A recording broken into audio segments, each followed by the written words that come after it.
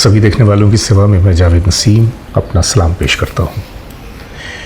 दोस्तों, हमारी इंडस्ट्री में यूँ तो कई चीज़ें बहुत ही मशहूर हैं और उन मशहूर चीज़ों में एक चीज़ है किसी भी फिल्म की कामयाबी या नाकामयाबी के बारे में अटकलें लगाना।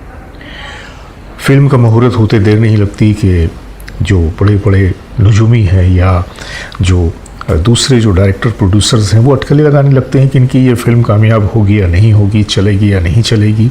ऐसा ही एक बार हुआ था कि जब एक फ़िल्म के बारे में एक बहुत बड़े प्रोड्यूसर डायरेक्टर ने ये पेशेनगोई कर दी थी, ये कंफर्म कर दिया था कि तुम्हारी ये फिल्म चलने वाली नहीं है।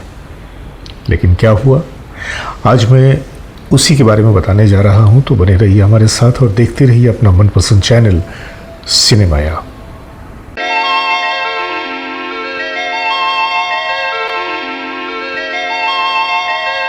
हमारी इंडस्ट्री में स्टारडम का सिलसिला तो बहुत बाद में शुरू हुआ, लेकिन उसके पहले भी एक सिलसिला था और वो सिलसिला था जुबली फिल्मों का।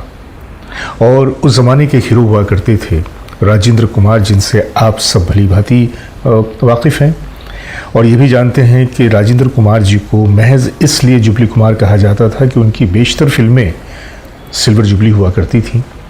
आज की ये कहानी राजेंद्र कुमार जी की ही एक फिल्म से वाबस्ता है। राजेंद्र कुमार साहब जो 20 जुलाई 1929 को पैदा हुए थे और उसके बाद उन्होंने अपने कैरियर की शुरुआत 1949 से की थी। फिल्म का नाम था पतंगा। पतंगा एक छोटे बजट की फिल्म थी, लेकिन बहरहाल शुरुआत तो हो गई थी। और फिर उसके बाद उन्होंने जोगन, वचन और फिर उसके बाद मदर इंडिया जैसी फिल्मों में काम किया। मदर इंडिया के बाद तो ऐसा लगता था कि कामयाबी का एक दौर शुरू हो गया है। एक पर एक बेहतरीन फिल्में, एक पर एक कामयाब फिल्में। तो इस तरह से ये जो कामयाबियां थीं राजेंद्र कुमार के हिस्से में आ रही थीं कि राजेंद्र कुमार जी को घर घर लोगों ने चाहना शुरू कर दिया था, उनकी फिल्में देखनी शुरू कर दी थी। और उसके पीछे वजह ये भी होती थी कि राजेंद्र कुमार इस बात के बड़े आदी थे कि वो हर फिल्म को बहुत ही सोच समझ के चुना करते थे। उनका एक उसूल था कि अगर अपने कैरियर में आगे बढ़ना है, कोई फिल्म करनी है, तो 3 बातों का बड़ा ख्याल रखना है। पहली बात तो ये है कि कहानी बहुत ही खूबसूरत, बहुत ही स्ट्रांग होनी चाहिए और कहानी के साथ साथ उसकी पटकथा, उसका जो स्क्रिप्ट है वो भी बहुत ही मजबूत होना चाहिए। और साथ ही साथ डायरेक्टर, क्योंकि डायरेक्टर के हाथों में पूरी फिल्म की बागडोर होती है, तो उस फिल्म का डायरेक्टर भी बहुत ही मंझा हुआ होना चाहिए। उसके बाद एक और चीज़ आती थी म्यूज़िक की। तो जाहिर सी बात है कि ये वो दौर था कि जब फिल्मों का म्यूज़िक फिल्मों में एक बहुत ही इम्पॉर्टेंट रोल अदा किया करता था। तो राजेंद्र कुमार जी इस तरफ भी नज़र रखते थे कि म्यूज़िक डायरेक्टर कौन है। तो इस तरह से ये वो तमाम वजूहात थीं कि जिस पे राजेंद्र कुमार जी की बहुत ज़्यादा नज़र भी थी और पकड़ भी थी, और यही वजह थी कि उनकी फिल्में धड़ाधड़ कामयाब हो रही थी। ये बात उन दिनों की है कि जब राज खोसला जी अपनी फिल्मी ज़िंदगी की शुरुआत कर रहे थे और एक फ़िल्म वो प्रोड्यूस कर रहे थे, और उस फिल्म के लिए उन्होंने ये वादा कर रखा था राजेंद्र कुमार जी से, बल्कि वादा ले रखा था कि मैं जब ये फिल्म शुरू करूँगा, अपनी पहली फिल्म, तो इसमें हीरो आप होंगे।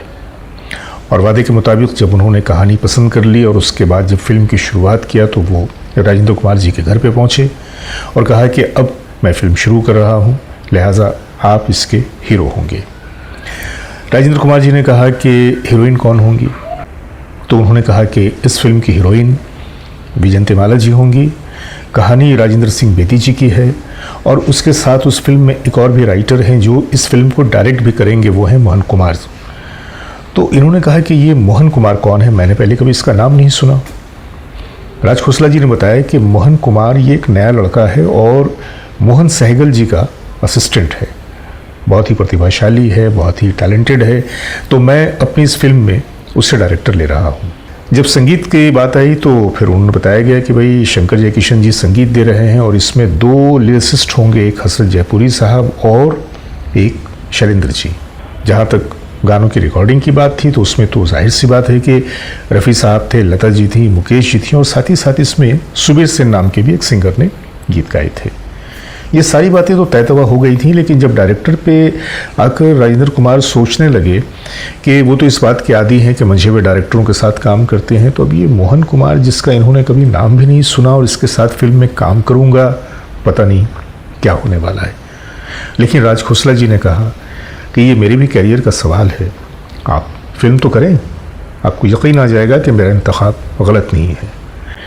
फिल्म की शुरुआत हुई और फिल्म जैसे जैसे आगे बढ़ती गई, फिल्म की रफ्तार और काम के तरीक़े को देखकर राजेंद्र कुमार जी को भी ये यकीन आ गया कि मोहन कुमार एक इंतहाई काबिल डायरेक्टर हैं और ये फिल्म बहुत ही खूबसूरती के साथ कंप्लीट हुई। एक मौके पे B.R. चोपड़ा साहब, जिनकी फिल्म में पहले भी राजेंद्र कुमार काम कर चुके थे, कानून या धूल का फूल, फिल्म तो मुकम्मल हो गई। फिल्म के गाने भी बड़े खूबसूरत, जिसे रफ़ी साहब, लता मंगेशकर, मुकेश जी और सुबीर सेन ने गाया था। मुकेश जी के 2 गाने तो बड़े पॉपुलर हुए थे और ख़ास तौर से एक गाना जो रफ़ी साहब का था, उसने तो धमाल मचा दिया था, अब 4 दिनों की छुट्टी है और उनसे जाकर मिलना है। दिनों की छुट्टी है और उनसे जाकर मिलना है। एक गाना सुबीर सेन की आवाज़ में था जो डुएट था, और इस गाने का जो पैटर्न था, जब मैं इस गीत को सुनता हूं तो मुझे लगता है कि शायद इस गीत में रफ़ी साहब को ही होना चाहिए था। उस गीत की भी झलक मैं आपके सामने पेश करूंगा। धीरे कहाँ तक चले, हाय धीरे कहाँ तक चले। तो मैं आता हूं उस कहानी की तरफ कि जब ये फिल्म कंप्लीट हुई और इसका जब प्रीमियर शो दिखाया गया, तो प्रीमियर शो के मौके पे इंडस्ट्री के बहुत सारे लोगों को, डिस्ट्रीब्यूटर्स को और दूसरे लोगों को दावत दी गई। वहीं पे राजेंद्र कुमार जी ने पर्सनली B.R. चोपड़ा साहब को भी बुलाया, क्योंकि B.R. चोपड़ा साहब के साथ तो इनके बड़े दरीना ताल्लुकात थे। उन्होंने कानून और धूल का फूल जैसी फिल्मों में काम किया था, और धूल का फूल वो फिल्म थी जो कि बहुत ही ज़्यादा सुपरहिट हुई थी, उसने भी सिल्वर जुबली की थी। B.R. चोपड़ा साहब जब हॉल से निकले तो उन्होंने कहा कि मैं एक बात कहना चाहता हूँ। तो राजेंद्र कुमार ने कहा कि जी बताइए। उन्होंने कहा कि मुझे नहीं लगता कि तुम्हारी ये फिल्म हिट होगी, ये फ्लॉप हो जाएगी। तो राजेंद्र जी ने कहा कि आपको ऐसा क्यों लगा? उन्होंने कहा मैंने इस फिल्म को बहुत ही गहराई से देखा है, लेकिन इसमें फिल्मी एतबार से कई ऐसे एंगल्स हैं जो बहुत वीक हैं, लेकिन मुझे नहीं लगता कि आपकी ये फिल्म चलने वाली है जिस तरह से आपकी दूसरी फिल्में चलती हैं। राजेंद्र कुमार जी इस दरमियान मोहन कुमार के डायरेक्शन से और फिल्म बनने की रफ्तार से इतने मुतशफ़ी थे, इतने वो सेटिस्फाइड थे कि उन्होंने कहा कि चोपड़ा साहब, मैं आपसे कहता हूँ ये जो फिल्म है ना, ये फिल्म बहुत चलेगी और मुझे यकीन है कि चाहे कुछ हो ना हो, लेकिन ये फिल्म सिल्वर जुबली तो ज़रूर करेगी।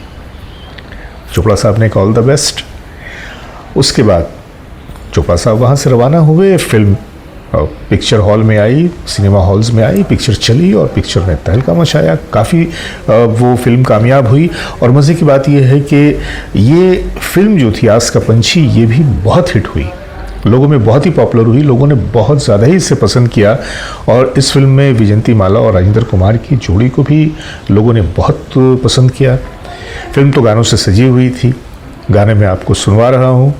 तो ये थी वो कहानी कि जब लोग अपने तजुर्बे के जोम में आकर या अपनी बड़ाई के जोम में आकर कभी कभी ये सोचते हैं कि वो जो कह रहे हैं वही होगा, वही, लेकिन कभी कभी फिल्मी पंडितों की बातें या ऐसे बड़े लोगों की बातें, इनकी प्रेडिक्शंस, इनकी फोरकास्टिंग भी कभी कभी किसी फिल्म के मामले में गलत हो जाती है। और ये कोई एक मिसाल नहीं है, ऐसी बहुत सारी मिसालें हैं। हाँ, एक ख़ास बात जो मैं कहना चाहूँगा कि चूँकि इसमें हसरत जयपुरी और शैलेंद्र जी का लिखा हुआ गाना था और अक्सर व बेशतर शंकर जयकिशन के साथ ये दोनों हुआ करते थे, बड़ी अच्छी टीम थी इन लोगों की। शंकर जयकिशन ने इस फिल्म में जो संगीत दिया था, फिल्म भी बड़ा प्यारा था, बहुत ही खूबसूरत था। लेकिन जैसा कि मैंने आपको बताया कि इसमें सुबीर सेन साहब की भी आवाज़ को इस्तेमाल किया गया था और सुबीर सेन जी का एक डुएट था इसमें। लेकिन उस डुएट को जब मैं सुनता हूँ, जब कभी सुनता हूँ, तो मुझे ऐसा लगता है कि शायद इस गीत में रफ़ी साहब की ज़्यादा ज़रूरत थी, क्योंकि वो जो अंदाज़ है संगीत का, कंपोजिशन का, उसमें कहीं ना कहीं से सुबीर सेन की गायकी में वो रफ़ी साहब की वो कमी सी महसूस होती है। मैं अपनी बात कर रहा हूँ, मैं आप लोगों की बात नहीं कह सकता। जहाँ एक तुम हो, जहाँ कभी न आए कोई दूसरा। लेकिन ये जो गीत था, इस गीत को अगर आप ठीक से सुनेंगे तो आपको किसी और गाने की भी इसमें एक झलक सुनाई देगी, और वो भी शायद शंकर जयकिशन साहब का ही संगीत था। जाने कहाँ गई दिल मेरा ले गई, जाने कहाँ गई दिल मेरा ले गई। आज की कहानी में मैं सिर्फ आपको यही बताना चाहता था कि कभी कभी ऐसा भी होता है कि हमारी खुशफहमी या गलतफहमी या हमारे जो प्रेडिक्शंस होते हैं या हमारी जो अटकलें होती हैं हमेशा सही नहीं बैठती, कभी कभी बहुत ही बुरी तरह से नाकाम भी हो जाती हैं। आज के लिए बस इतना ही। अपने दोस्त जावेद नसीम को इजाज़त दीजिए, बहुत सारी मोहब्बतों के साथ। नमस्कार।